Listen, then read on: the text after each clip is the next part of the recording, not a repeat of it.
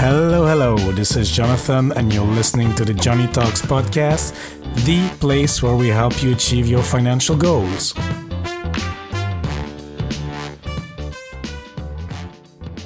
Hello, friends. Hope you're having a great day wherever you are, whether that's in New York, Kuala Lumpur, or the Scottish countryside. And in today's episode, we will speak to the Dragons on Fire. Dragon Guy and Dragon Gal have been married for 17 years. And when it comes to money, they have been doing the right things all along, such as not spending more than what they earn, they were investing in the stock markets, and they have paid off their house.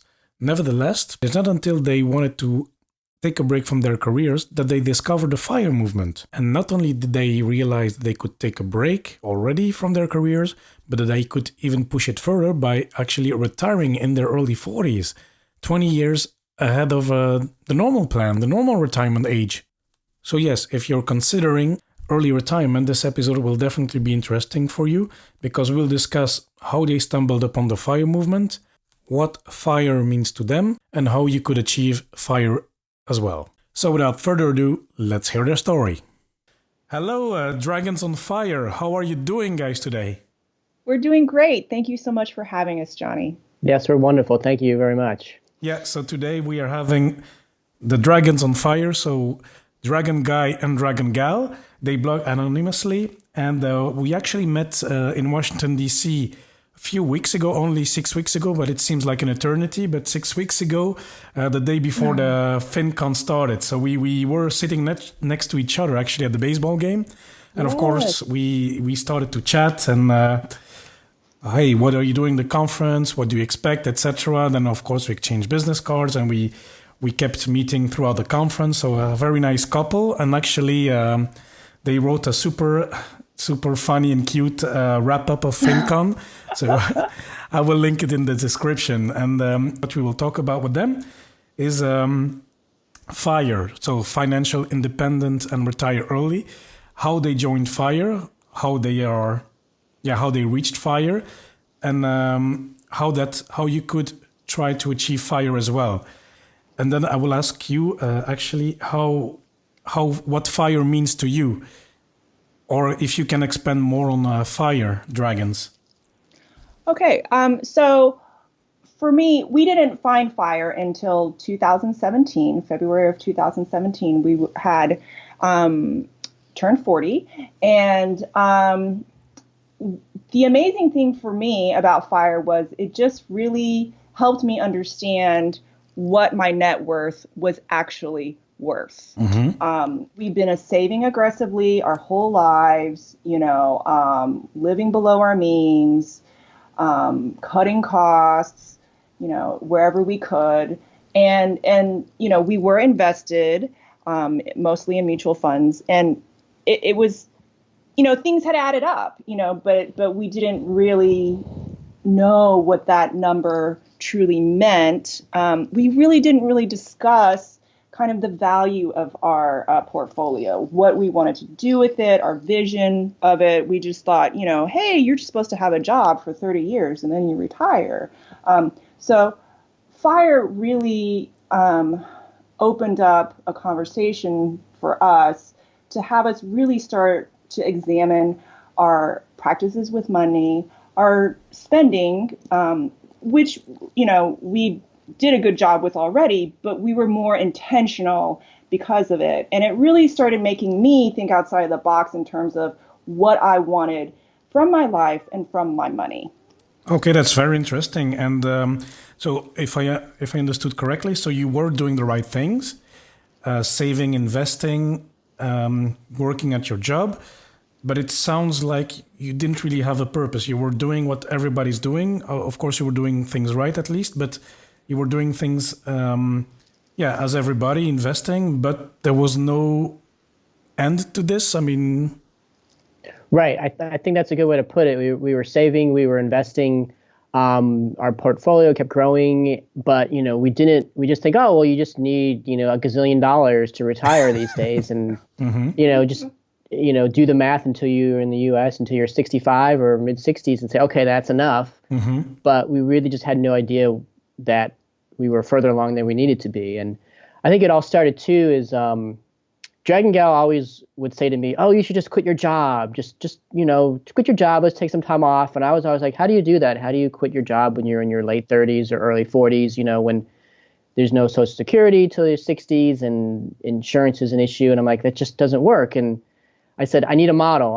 I'm in finance, and so I'm the type of person that needs to be able to see the numbers and understand how it works." And I always said to her, "I need a model." Well, in early 2017, she was talking to a friend of ours, and the friend was like, "Yeah, I wish I didn't have to work." And that led Dragon Gal to start Googling how to retire early, and she came across Mr. Money Mustache, and we learned all about what the FIRE movement meant, what the FI number was. And when I realized that, and I started looking at our numbers, like we were already FI, and essentially that was the model that I was missing all along. That was sort of how do you actually retire in your late 30s or early 40s, understanding, how much you really need, understanding what's enough. And that when I looked at the numbers, we had enough. And so she was able to retire shortly after that as a teacher. And I'm still working just because of the insurance issues here in the U.S. But, I'm close to retiring. In a few weeks, I'll be leaving my job. So wow. I think the whole thing really was now understanding, for me, it was that model of how this can actually work financially and numerically, versus just sort of saying, quit your job and you'll figure it out later. Well, now I understand how it all works. Yeah, I think that's important to get into the numbers.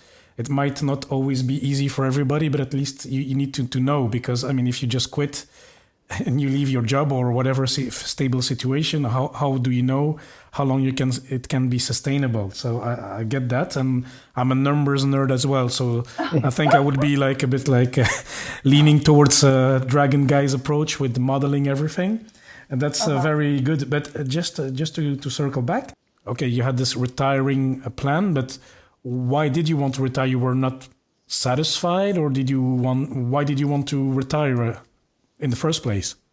So I have been a teacher for 18 years. And at that point, it's a great career. It really is. I think what happened was when I turned 40, I kind of had some sort of midlife crisis or something, I woke up and I said, is this going to be the rest of my life? And that just made me start questioning everything and reflecting about everything in my life. And at that point, what was happening at my school was the school was growing bigger. We were getting more students, which is great for the school. However, they downsized me into a very small classroom. And at that point, I was teaching Mandarin, which honestly was a fun job. But I saw 7 classes a day, pre-K through 5th grade. And we were all stuck in that really small classroom, 25 children, Oh, that's a lot. Yes, times 7 classes a day. And I just felt suffocated, and it was my second year being stuck in the small classroom. And I just needed a break. I just needed a break. I was very exhausted.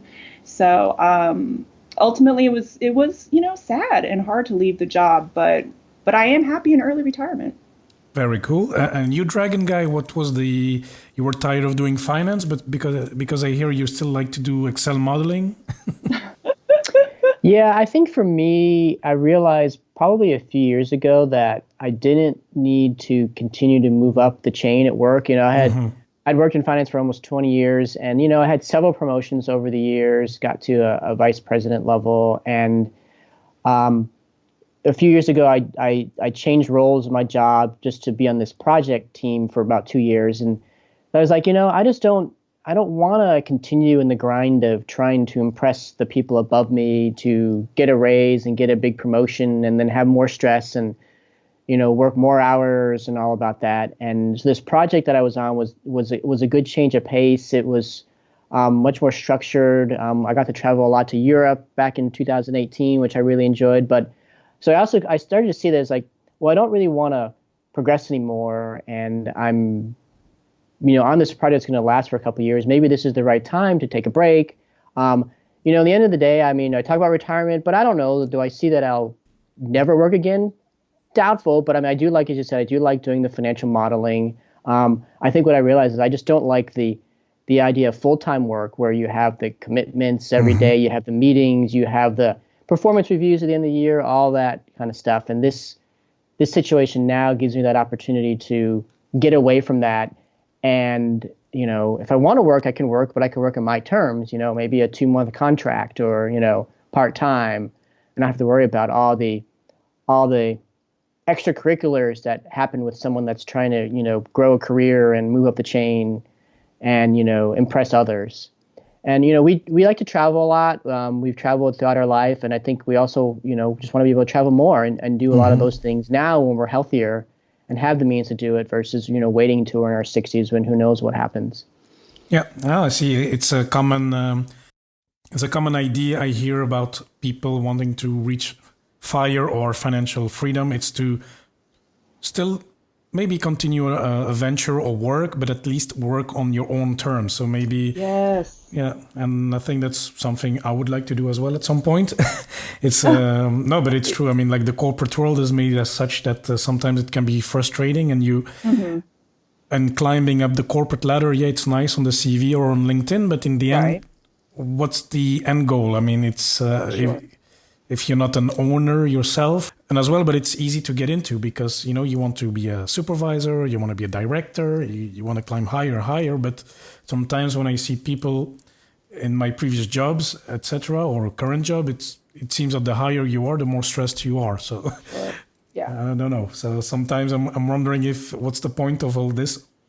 At some point, it's good to grow, but at some point, where does it stop? Where is reasonable to stop? So it seems that at least Dragon Guy, you found your balance there. Yes, exactly. Okay, now that's interesting. And then you found FIRE. And how did you calculate this? How do you know you reached FIRE, that you had enough savings or money invested to be able to retire?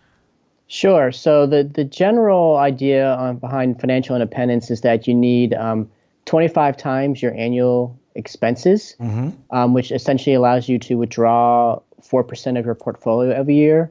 And this was based off of a Trinity study that, studied results over 30-year retirement that showed that 4% was the safe retirement rate. Now, we're going to be potentially retired for longer than that, 40, 50 years. And so 4%, the math still kind of worked, but we've actually been a little bit more conservative and have saved more than that just to have some flexibility, because I can project my expenses now, but I don't know what they're really going to look like in the future. Healthcare is a big issue here in the United States.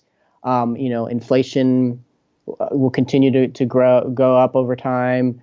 There's no guarantee what the stock market would do. So the general model is 25 times, but many people are more comfortable with more than that, 30, 35, 40 times the earnings, just to have that cushion. And again, me being in finance, I like cushion and contingency. So we are above the 25 times number, and I've been able to kind of model that out and just look at all the different scenarios of what our costs could be compared to what they are now, and where things would still be okay. So.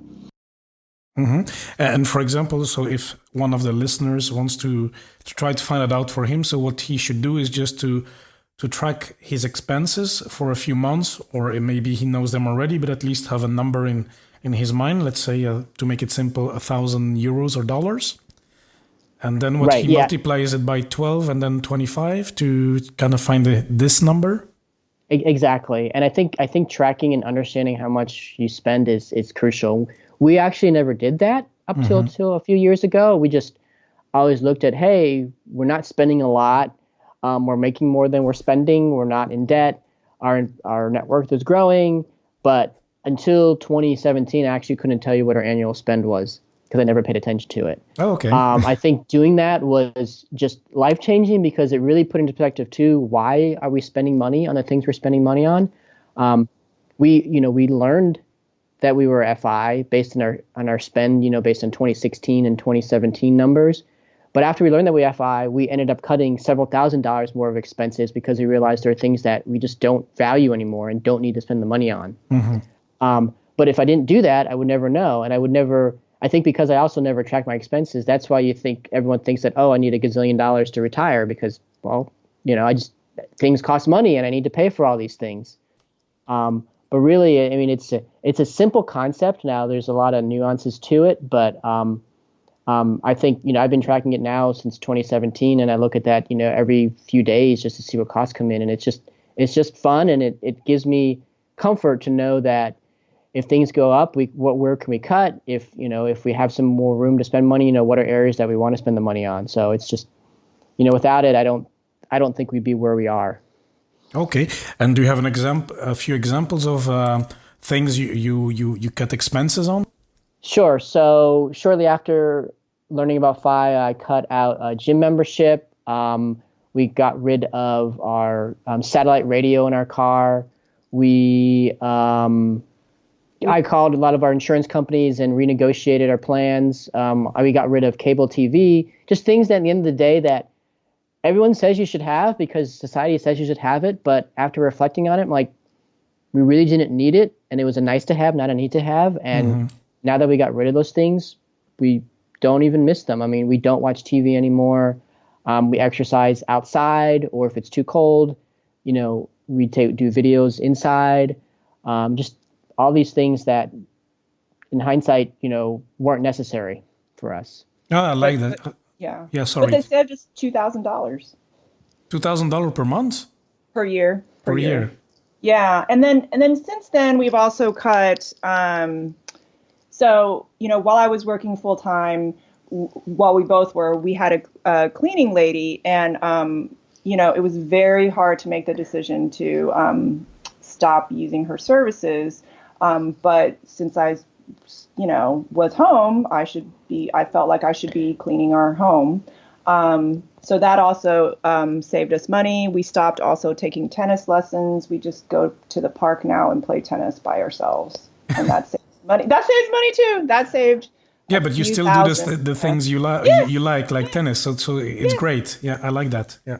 Yeah, at the end of the day, I don't feel like we've deprived ourselves at all. I mean, we still like to go out to eat. We don't do it a lot, but if we want to go out to eat for dinner or for lunch, we'll go out to eat. We won't worry about, we shouldn't spend the money on those things. When we want to travel, we'll travel. And, maybe I'm a little bit more diligent in researching, better flights or better hotel options, but I'm still going to travel. So, you hear a lot of people say, I don't want to, pursue financial independence because I don't want to live on rice and beans every day and, yeah, that's the stereotype. Yeah.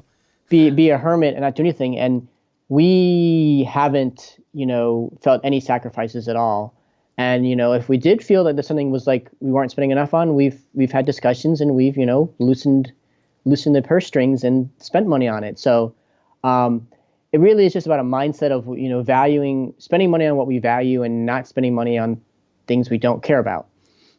Yeah, excellent. I like that. It's a bit like we heard at FinCon by Ramit Sethi. He has his famous quote, spend extravagantly on the things you love and cut mercilessly on the things you don't. So that's really, I really see that here. So that's great.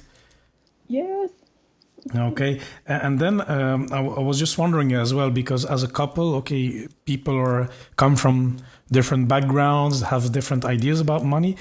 Were you always aligned on the money issues during your marriage? You've been married for 17 years, I think. Yes. So we've been married for 17 years. We met in college, senior year of college. And, I'm going to be honest and say, I feel like we just kind of, in a strange way, naturally knew that the other person was going to be frugal. Like our first date, Dragon Guy said, "Where would you like me to take you on our first date?" I said, "To the bookstore." And I think he knew right away that I was going to be a cheap date, And, we, did miniature golf, or we would take walks or something as our dates. We were never really, spending a lot of money. Now, granted, we were in college. I think that had some to do with it as well. But I think we just naturally knew that the other person was frugal. Over the years, we joined our accounts. I think some people don't. And I think, that has to be something to be considered. For some people, it would work. And for some people, it doesn't work. For me, it really meant a lot to me that we saw our money as our money. I'm a public educator. I just never made as much money as Dragon Guy in the corporate world. But he never made me feel like, well, I make more money, so I'm going to make this decision. I mean, it was always a joint decision on big purchases, how we're going to, take care of our money. And that always felt very important to me, like we were a team. He is more well-versed in investments and things like that. So I feel like naturally he's been the leader in making a lot of the decisions. But, we make it a point to talk together about the big money decisions that we're going to make and how we're going to invest our money, whether or not I understand, and since finding Fire, we've been a lot more diligent, about having monthly meetings to discuss, let's look at, how much we spent this month, where's our portfolio, what's up next with what we want to spend or what's our next strategy. I've tried to make an effort to learn more this year, and Dragon Guy's teaching me about, tax loss harvesting, all this stuff, No, but that's good. So it seems you had a healthy approach to discuss money as a couple. So which might not always be the case, and that's I think it's one of the major issues in couples sometimes. So no, that's great. And then of course then it made it easier, I guess, then to discuss the Fire concept and then to move on there. Yes, absolutely. Yeah. Okay, yeah. Excellent. And now, of course, my question is, okay, now you reach Fire and Dragon Guy will leave in a few weeks. What are you going to do with your free time? That's a really good question. It's funny, Dragon Guy has been always saying to me that, I need to figure out what I want to do. And I've been actually pushing back saying, you know what, I will, but I want to enjoy the first 3 to 6 months after I leave my job to decompress and not worry about it. We are going to take a 4-week trip shortly after I leave my job to down to New Zealand. We're going to go to the North Island of New Zealand and rent a car and drive around and try some slow traveling where we're not, in a new city every other day. So that'll be fun. We do want to travel a lot in general. We haven't really planned anything else in 2020, but I think that we'll have more opportunities to take some road trips in the U.S. as opposed to flying. I'll probably do some volunteering, and I do a lot of it. I think it'll evolve over time what I want to do. I haven't figured it all out. I think I still want to kind of, have sort of what I'm calling professional time, where I do like build modeling or do reading and all that, just to sort of keep my brain, engaged in with my skills. But I think it's just something that I want to let evolve over time and not really worry too much about it. I've had 20 years that I need to sort of decompress out of my system. And the thing is, in the US, you in the corporate world, you have 2 weeks of holidays or something per year? Right. Yeah, starts at 2 weeks. I think I'm up to about 4 or 5 now, but that's only, again, after 20 years of working. So it's not the same as like Europe. Yeah, which, Yeah, very good. And you, Dragon Gal, you've been volunteering since you quit your job, but now is that the way you want to continue then, spending your time? So yes, most of the time I do volunteer. I've considered going back maybe to do some substitute work or maybe just some projects here or there. So, recently I realized about a year and a half after retiring, I thought, I miss being with the children. I really do. And so I took, a couple of projects here or there. I taught one summer camp this summer, and then I did another camp where I helped, with a group of teenagers.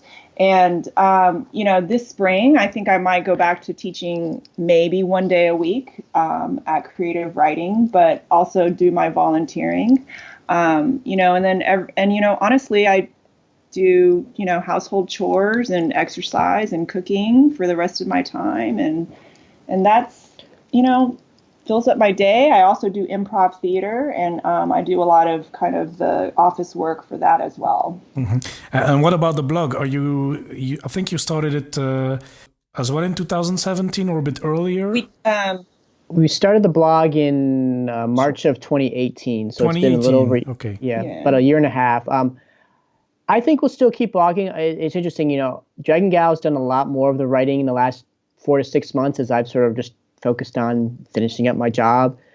She's maybe starting to feel like she wants to back off a little bit, but which I think works well because with my free time after I leave my job, I think I'll have more time to write. And there's a lot I could say about, I think, my experiences with early retirement and more of the financial aspects of it, maybe without giving out numbers, but at least like the technical side of it, how I think about the modeling, how I think about withdrawing money and dealing with all those things that I think there's a lot to keep me engaged with the blog.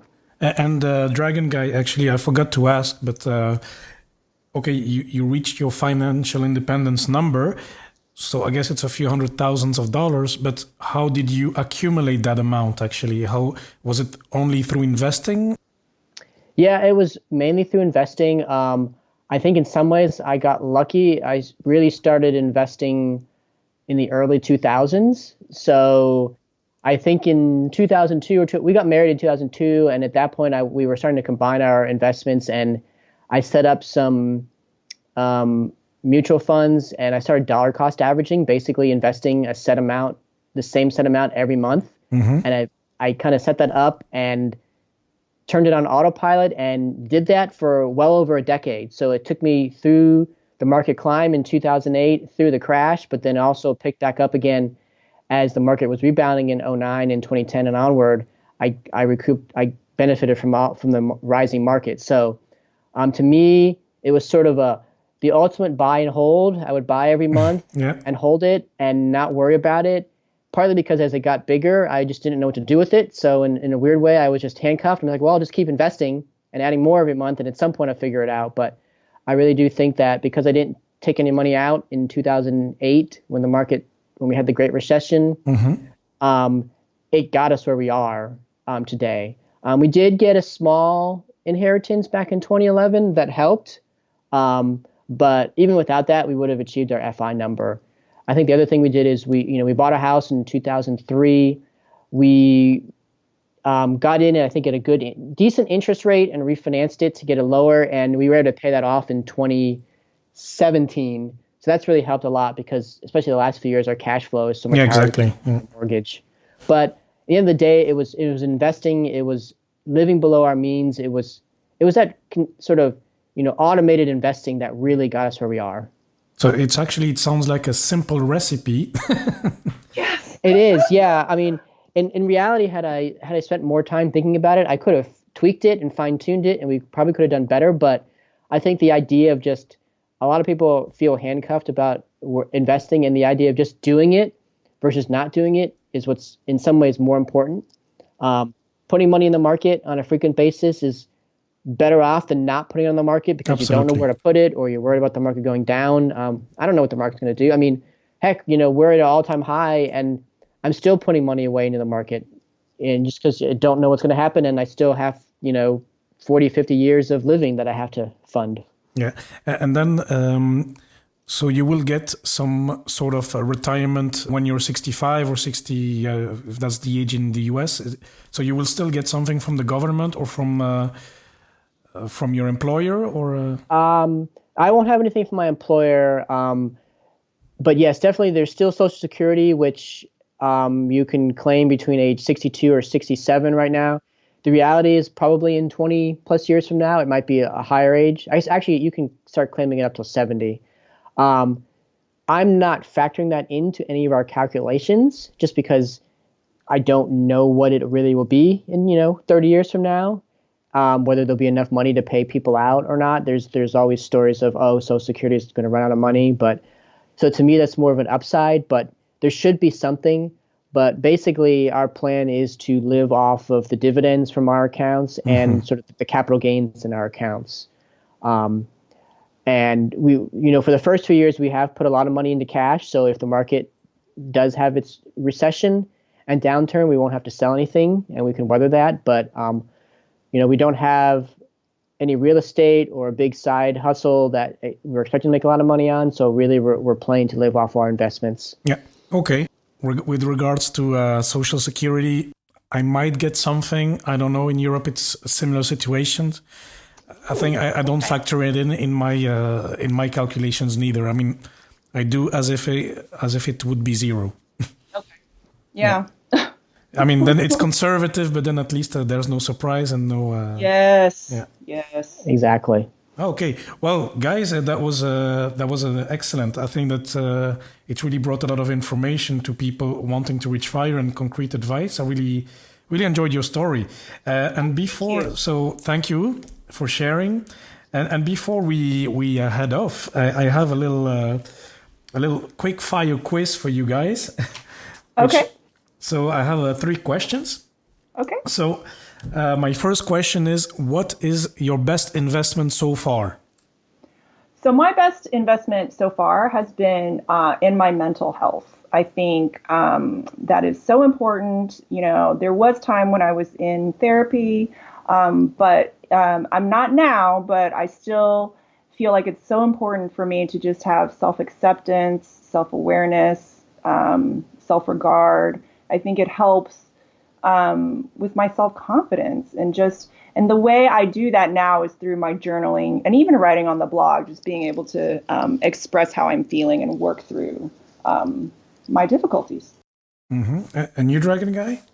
I think for me, my best investment was what I alluded to earlier, was just the idea of the way I invested in dollar cost average and sort of the buy and hold strategy that I set back in 2002 or 2003 and just let it run. I don't specifically remember where I put all that money. I put it into a bunch of different mutual funds, but the idea that I just was saving money every month consistently for 12 to 15 years or whatever it was, that was my best investment, that I just did that and let it go. As I said, I could have picked something better and made more, but the fact that I picked something, really just without doing that, we wouldn't be where we are today. Mm-hmm. And so, to me, the best investment was just having the mindset to put money away every month into the market, whether it was a good month or a bad month in the market, and let it go and just let it ride, and let time win out. And they say compound interest is the 8th wonder of the world, and having invested for all those years is really the best thing I did for us.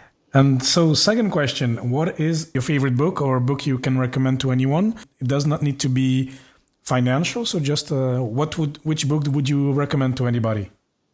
So a book I read this year that I really enjoyed was Maybe You Should Talk to Someone by Lori Gottlieb. And this is actually about mental health. So she is a psychotherapist, and she talks about, how we can think about mental health and our life patterns. She does it through the lens of telling stories of her patients, and also when she was a patient herself going through therapy. Okay. Yeah. So, this was actually a tricky question here, because I'm more of a, I would say, leisure reader than like a thought-provoking reader. So, I've realized recently that I've enjoyed books that sort of about events in my life that have happened in life. Nonfiction books. So one of the books I read, it was actually, I would say it's not the easiest story to talk about. The book was called Flight 232. It was about the crash of an airplane back in 1989 in the U.S. And it kind of resonated with me only because I was a kid when that happened, and I remember that incident happening and seeing it on TV. I was 12 years old at the time, and it was a miracle event where everyone should have died, but I would say most people on the plane lived through the heroics of the captain. And so it was a book about the whole story of that incident. And it really it brought back memories in a way of, because when I was a kid, I remember watching that on TV and seeing it happen. And now I was reading about it, 30 years later. And it just made me realize that, how many fascinating stories there could be, even in, moments of sadness and fear and all that, can really come out of a situation. Okay. And so the book is Flight 282? 232. Oh, so Flight sorry. 232. 232. No worries. Okay. Yeah. Yeah, then the last question. You get handed over $10 million. So what do you do with that money? Woohoo! Woohoo! Yeah.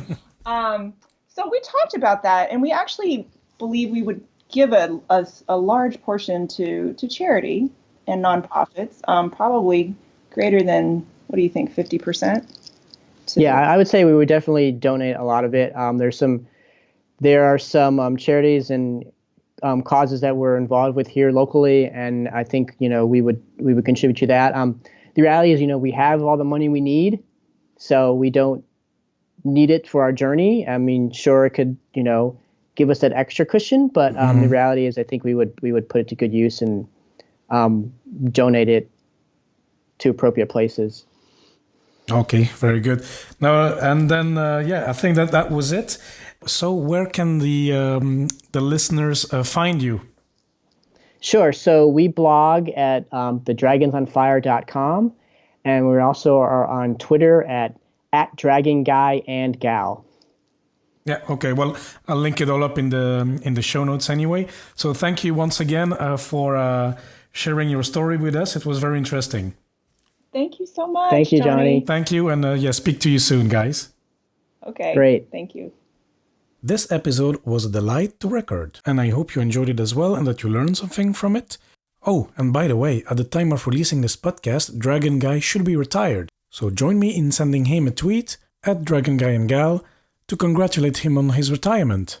And now let's move on to the takeaways of this episode. So the first thing that caught my attention is that although they were doing things right with their money, saving, investing, not spending more than what they earn, they didn't have a specific goal with their money or a specific amount that they wanted to have saved up. So the lesson here is have a goal, have a money goal. The second one is to track your expenses and to cut costs on the things that do not bring value to you. And it does not mean that you need to deprive yourself too much. I mean, in the case of the Dragons, we heard that they cut, for example, the cable television, that they cut some gym memberships, but in the end, they still do what they like to do. They've been more creative with their spending, and they are more diligent, for example, when planning trips. And this calculation will help you define your financial independence number, which is 25 times your yearly expenses or 300 times your monthly expenses. And here I also liked Dragon Guy's approach, being more conservative. He takes into account inflation, some unexpected expenses, so maybe you should bump that number of 25 years to, 28, 30, something more, just to make sure you have enough. And the next point is something pretty common among the members of the FIRE community, is that FIRE is a way to escape the so-called rat race, and it provides you with the flexibility to travel and work on your own terms. If you are financially independent, you will have less pressure to try to impress the people above you in order to climb up the corporate ladder. This could also mean less stress, more flexibility, or in general, simply more freedom in your work. And last but not least, one key factor that helped them to accumulate so much wealth over the years is that they dollar cost average their contributions to the stock markets. That means that they invested a certain amount every month, regardless of the market fluctuations. And as you can see, it turned out to be a great and simple strategy, even taking into consideration the crash of 2008. So that was it for today. Thank you so much for listening. It really means a lot to me. Make sure you subscribe in Apple Podcast. And of course, please do not hesitate to contact me if you have any questions or feedback. Send me an email, john@johnnytalks.com, or connect through social media at Johnny Talks on Facebook, Twitter, and Instagram. And amigos, once more, thanks so much for listening, and I'll speak to you next time.